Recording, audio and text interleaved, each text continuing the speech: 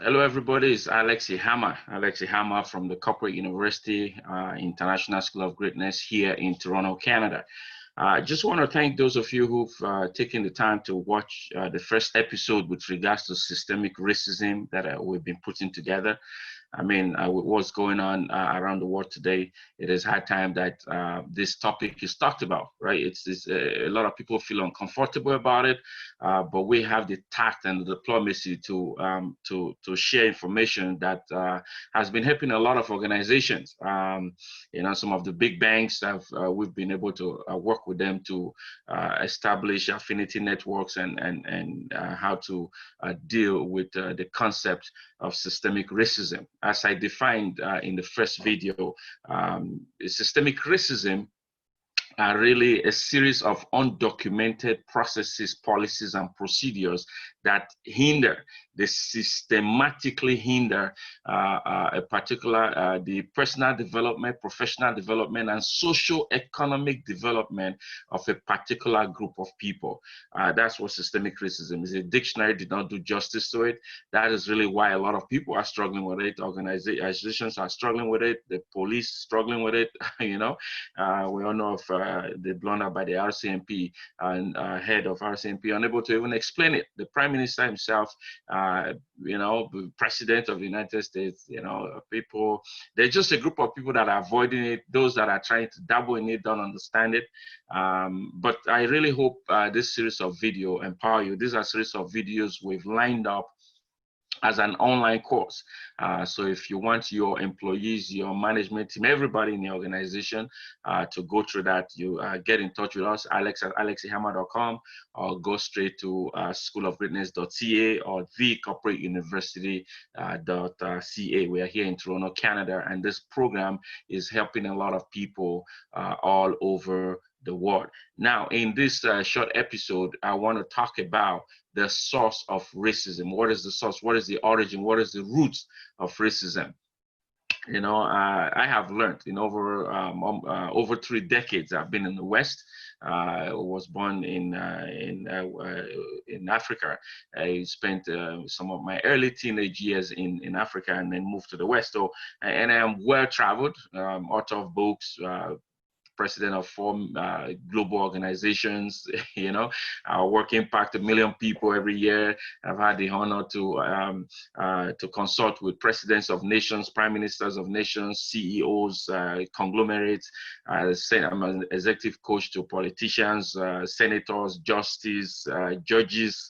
I mean, so I've been around. I've been to so many, over 100 cities worldwide, and I understand culture. I understand systems. In fact, I implement system at our corporate university, the arm of it, strategy management office. We've been fortunate to work on projects and program of over $1 billion US. So I share that for those who may not know who I am or what we stand for. Right now, our focus is on national transformation. That's really what we're doing in countries like Jamaica, Kenya, Uganda, Nigeria, Canada, and the US, of course, Malawi, Namibia, name it. Where I'm even heading to Poland with regards to our work. So we impact over 45 nations worldwide. But the concept of racism, as I said in the first video, you should go watch it. It's titled The Inconvenient Truth About Systemic Racism. It's inconvenient, but it's the truth about systemic racism. And in that video, I also shared the conclusion of the United Nations. In that video, I also mentioned that systemic racism exists everywhere, in churches, in colleges, in the government, in the corporations. So the people, especially those in positions of authority who are quick to say it doesn't exist in our organization, those are the people that are the cause, if you will. They are the gateway that foster systemic racism without even knowing it. So remember, systemic racism is subtle as opposed to blatant racism. And blatant racism, if not dealt with, move to hate crime. But systemic racism is subtle, right? It's there, it's oblivious, but it's obvious. It's internal, but it's external. You know what I'm saying? They are ignoring it, but it's serious. So I want to share to you these are 3 critical roots, causes, the beginning racism in itself, right? Before it becomes systemic racism.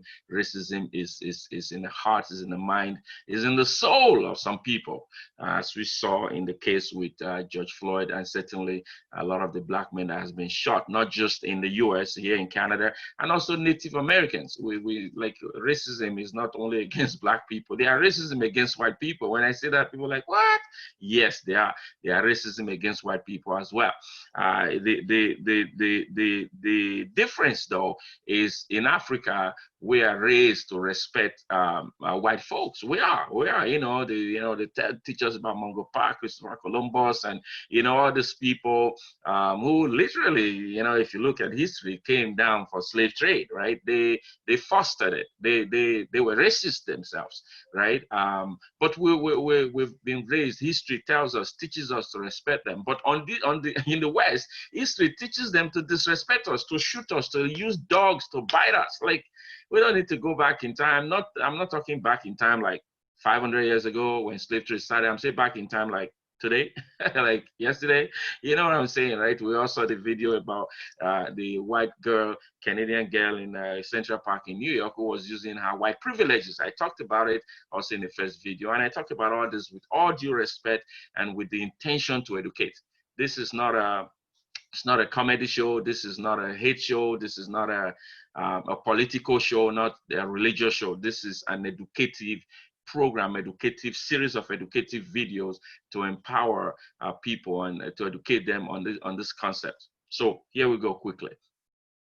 In that video also, which also was, I referenced the story I wrote in my book here, Welcome to Greatness, how I spoke in an organization, and a lady who was absolutely in tears throughout the talk came to me after to confess and say, when I was a kid, I was only 8 years old, and I was playing with this black kid in my neighborhood, and my parents deterred me. They tried to stop me. When they couldn't, they warned me, if we see you with this black guy, we're going to punish you, we're going to ground you.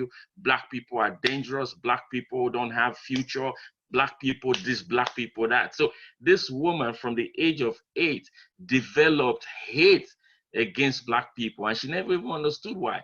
That is my point. Most people don't even understand why. They don't understand why, but they just have this thing about black people. Very funny, right? So there's also the story about the son of a KKK member, 3 generations of, when they asked him just recently, why are you, and now he's of course renounced KKK and he's became a Christian. This is from a church. And it was the, why were you KKK? He said, I don't know, my father was, I guess. Why was he? He said, well, I don't know, his father was, I guess. So it's generational. So racism is learned. Racism, you want to note that down, is learned. And whatever is learned can be unlearned. Whatever is learned can be unlearned, right? So there are things you've learned in life and that you've had to unlearn to advance yourself, to advance your career, your profession, or whatnot. So note that racism is not genetic. The fact you are white doesn't mean you're racist. But along the way, a couple of things happen. Number one, you heard something. Right, so you heard something. There was something you heard that, like in the case of this woman, the parents told her. You heard something. Something was told to you. Something was said to you that black people are dangerous. You heard, maybe CNN, maybe the TV, maybe news says something. Of course, like, but Alex, what are you talking about? We hear this all the time. No, there was one particular situation you must have heard that developed, that amplified rather the racist tendencies. I call them natural prejudicial tendencies. Everybody's got them. Everybody's got them. I've had to work on this for over 3 decades. I remember when I moved down here, I couldn't get an apartment because of my accent.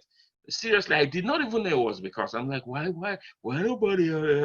And then somebody told me, like, look at you, like, you want to get an apartment in that area, they're not going to give to you. You should be calling this area where black people live, and you get an apartment. I said, no, but I want to live in that area. I love that area. And we had to look for somebody with the accent, the English accent, right, to make the call. And even when they made the call, when we went to check out the place, they said, oh, he's taking right? Seriously. I have been to so many airports I can't even count around the world. I know when I'm picked out because I'm black. I know when I'm picked out, when they look at my passport, like, he travels a lot. Like, what does he do? What do you think I do? Maybe the question should be, what do you think I do? Right? Because I travel a lot. I'm a professional speaker. Yeah. What do you speak about? Like, really? I remember a case. I actually was with my daughter. We're heading to California. When we got to the airport, because you check in from Toronto into the US section, right from Toronto airport, they were just, where are you going? What you do? What's your passport? You went to Kenya, you went to Jamaica, you went here, you went here. And they were just, questioning me. And I told them, I said, I'm a professional speaker. It's what I do for a living. And then they opened my bag. They were searching it. Then he saw one of my books, saw a couple of my books. Like, oh. My daughter told me when we was on the plane, she said, Daddy, did you notice how his face changed when he saw your book? When he saw your face on the book? It's like he didn't expect your face to be on a book. That was my little daughter who noticed that. So there are things you've heard, and for you to deal with systemic racism, for you to deal with this racism, racist tendencies, right? There are tendencies until they start to manifest. So for you to deal with that, you have to take time to go back into your subconscious and say, what was the story that triggered it for me, right? I'll give you a very clear example. When the planes flew into the towers in US during September 11, that triggered hate for Islam, triggered hate for Muslim, right? So of course they've maybe had some subtle tendencies, but that triggered it. What triggered it for you? It doesn't have to be something that big. You need to find out. Maybe there was a situation, there was a rape of somebody, and the person happened to be black, because white people rape too. Indian people rape too. Chinese people rape too. Like, these are sad crimes, but everybody do it, right? So, but there's something that triggers it. So it is, what did you hear, right? The second one is what you saw, right? You saw it. They looked at the tower and the planes are flying into it. And then somebody saying, "Hala, hala," like it literally, it scars your mind. It scars you. It amplifies the natural tendency of racism, natural prejudicial tendencies in everybody. It amplifies it. So what you heard, what you saw, and what you felt, right? There must have been a situation you felt something. Literally, you felt it. You see and you feel. A good example I can give to you was I was in Germany. I was in Berlin. I think I was on when I go to countries like that, cities like that anyway, I love to experience their subway system. I just love to understand the culture and the people. I remember I was on this subway platform, and this white woman kept looking at me, kept looking at me, kept looking at me. I'm like, why? I asked my friend, I said, Richard, why is she looking at me like that? He said, well, obviously because you're black. I'm like, okay, all right, sorry, I should have thought that. So anyway, but she started to walk towards me. I'm like, oh, I hope she doesn't have a gun, a knife, or something, or pepper spray, And she walked close to me. Guess what? She opened her wallet and gave me money and told me in German, they said, go and buy yourself some food. Go and buy yourself some food. I'm like, really? And I said, no, I don't need the money to buy myself some food. I'm staying in one of the nicest hotels here in Berlin. I don't need your money to buy myself some food. He said, but you're black, you're from Africa, obviously, and you guys are poor. You guys need food. Here's food. Why am I giving you that example? Because that is what she saw. She sees all this World Vision and all these organizations that show the poorest areas in Africa and people suffering. And they plant those ideology in people's mind that is the essence of black people. There are still some people today who think black people live on the trees. How ignorant, if not altogether foolish, right? So, and that is, so again, it's what you heard, what you saw, and what you felt. Right? So these are things that create, that amplifies the natural tendencies of racism, right? So, you want to watch at how you think, your thought process, for you to conquer racism tendencies in you. Your thought process must be dealt with. You must examine yourself. You must examine your conscience. You must find out why. How do you, when a black man walks into a place and there are a lot of white people, why does he feel how he feels? What can you do to make him comfortable? Like, how can you be different? How can you be the leader? Remember, we have all these are part of our diversity leadership program that we have developed for corporations, and they are subscribing to it as we go. You want more information of that on that, send us an email, alex@alexyama.com, or certainly visit the corporateuniversity.ca and ask for the brochure for our diversity leadership program, where we can educate and will educate your people, your executives, on a series of programs we have. If you have not seen the first video, the inconvenient truth about systemic racism, you need to watch it, and watch this one, and keep sharing this video so that you can help to bring healing to the land. Is what we need. Healing. We need healing. We need harmony. We need peace, right? Before we can start thinking of sustaining the economy. Again, it's Alex Ihama, the Corporate University, on this series of systemic racism. I hope this has been beneficial to you, and if so, please leave your comment and certainly share it with your colleagues as well. God bless you.